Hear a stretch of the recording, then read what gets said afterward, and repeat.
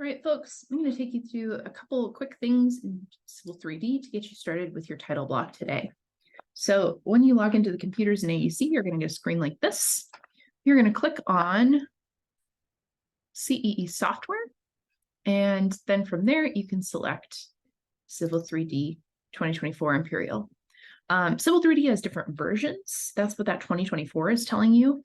Not a lot changes between the versions. So what worked in 2023, 2022 should work in 2024. That's always something to keep in mind when you're troubleshooting your errors, which is something I'm going to ask you to do in this class as you learn how to work with the software. But a lot of the commands have stayed the same through time. You're probably going to get a little pop-up menu like this. It sort of doesn't matter what you click. I'm just going to say skip association at this time. If you get another pop-up, you can get rid of it. And the first thing you're going to do is click New. And that is going to give you your interface here. And there's a lot of stuff going on, right? It's pretty overwhelming at first. We will talk a lot about how to use different features in here. Over on the side, we have tool space, which we're not going to use for a while. So you could sort of make that go away if you wanted to. If you ever wanted it to come back, you can just hover, right, and click on it. Today, we are mainly going to be using the commands that you see right up here, the draw commands and the modify commands. And your job is to have a little fun with them as you make your title block. First thing you're going to do is you want to save this. Navigate to the desktop. I'm going to say create a new folder. I just right-clicked there to say CE271, lab 405, and save it as your last name, right? So I'm going to call this guy Kelleher.titleBlock.dwg, and I'm going to say save. Actually, that might not have saved in the right spot, but that's okay. Now, whenever you click that save command, it is going to save your drawing, which is what you want. And I'm going to remind you a lot in lab to save your drawings, save it early and often. Things that are important. Down here, we have a command window. We also have some useful tools down here on the bottom of the screen. So I'm just going to move this up a little bit. Yeah, good. All right. We also have a bunch of commands up here, and then we have layer properties up here. Something I want you to double check.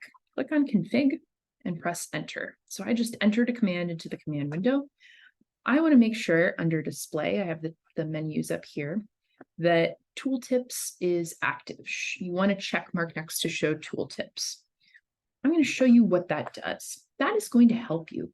When you hover over an item up here on the screen, it's going to tell you what it does. And in a lot of cases, if you hover and then stay there for longer, it pops up with more of an explanation. Line is sort of a special thing because there are so many options. I'm just going to click on that and show you there's a lot of ways we can draw lines, and we'll be doing a lot of that next week. For the purposes of today, you're going to be mostly drawing lines, or if you want to, we're going to draw polylines.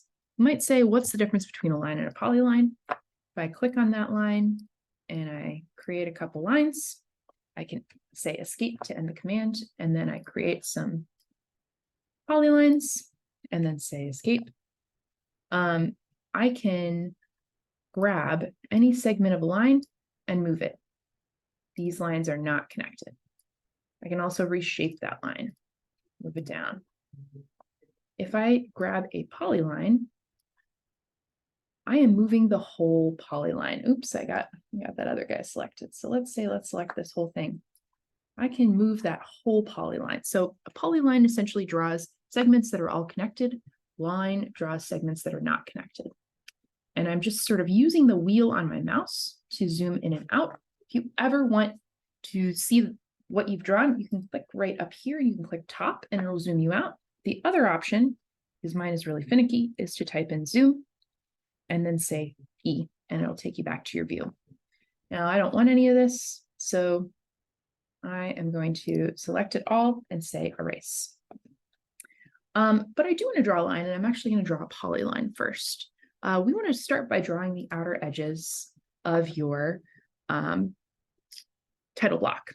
And I'm going to make this one, they come in a couple of different sizes, but I'm going to make this one 36 by 48 inches. So I clicked P line up here. The other option in the command window is to type in P line and say enter.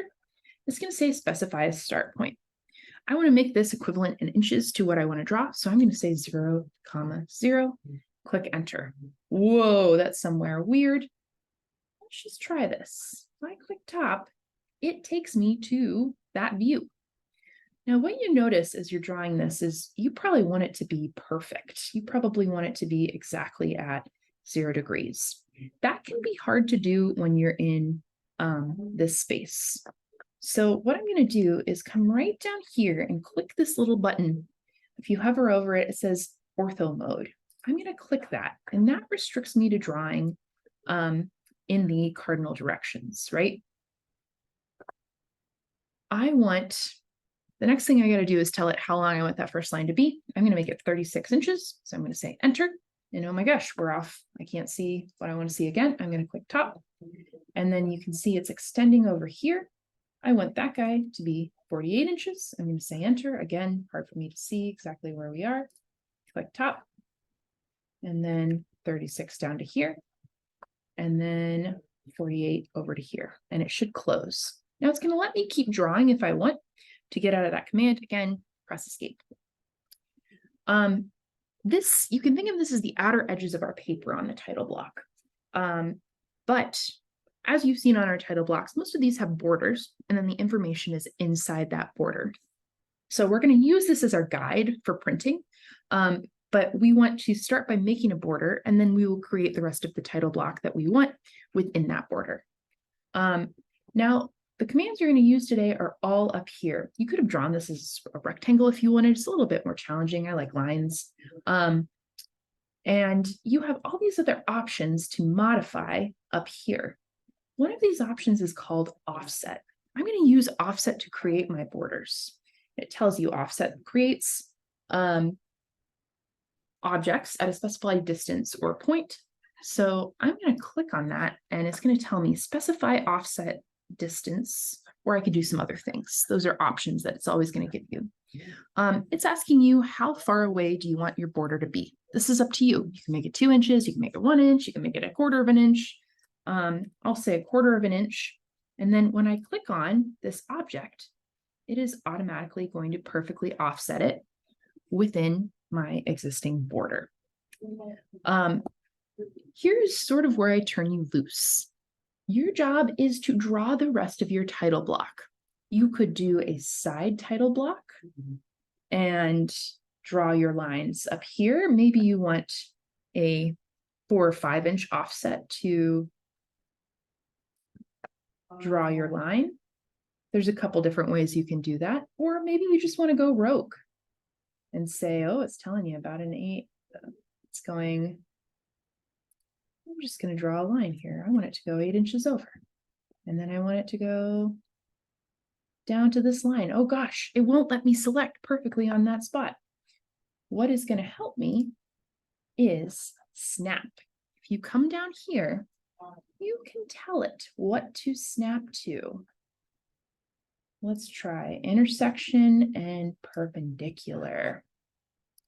And now, as I do this, it is letting me snap. Ooh, I'm going to try zooming in. Oh, too far, too far. And I can start my title block there. You can make a title block along the bottom. You can make a title block over along the side. Again, top is going to zoom you back. You can always use zoom, typing zoom down into the window to say E for extents. And then the other thing you're probably going to want to do is add text. The way to add text is to say D-text.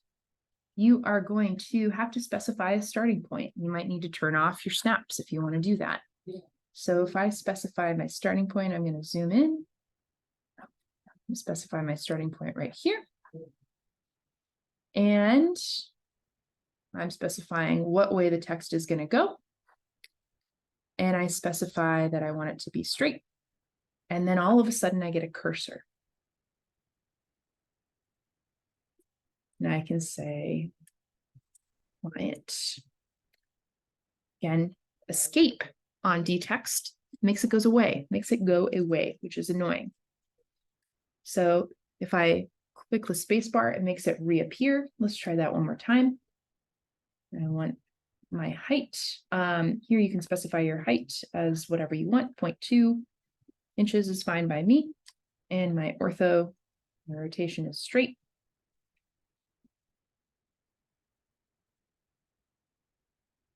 If I say enter and click to the next line and then press escape, it saves my text like it is right here.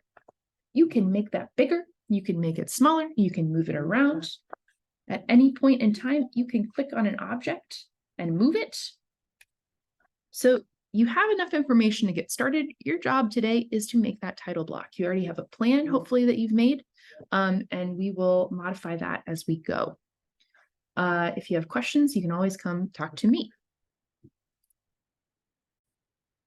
So one of the last things you're going to do is you're going to need to export this to a PDF. And the way that each computer does this is a little bit different. And you can see how funky my cursor is. The way that we do this is by using the plot function for now.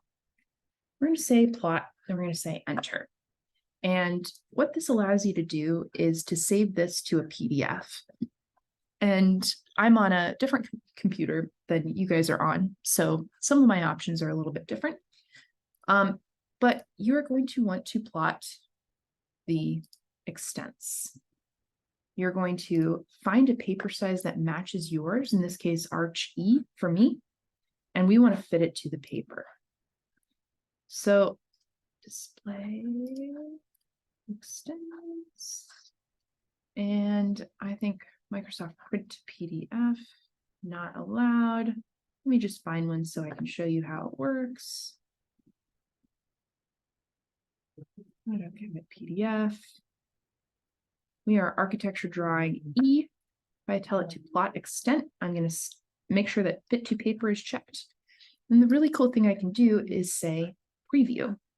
And look at that. It basically perfectly places it on that view. Then if you click plot, it will save that PDF for you. Again, the options are going to be a little bit different in the room. We're going to have to try this out. Some of the computers are really annoying, in which case you can only do it. You can do a quick screenshot and that's fine. But the idea here is to just get you started with playing with Civil3D and learning how to turn these images into PDFs. All right, that is enough to get you started. Good luck. Make me proud.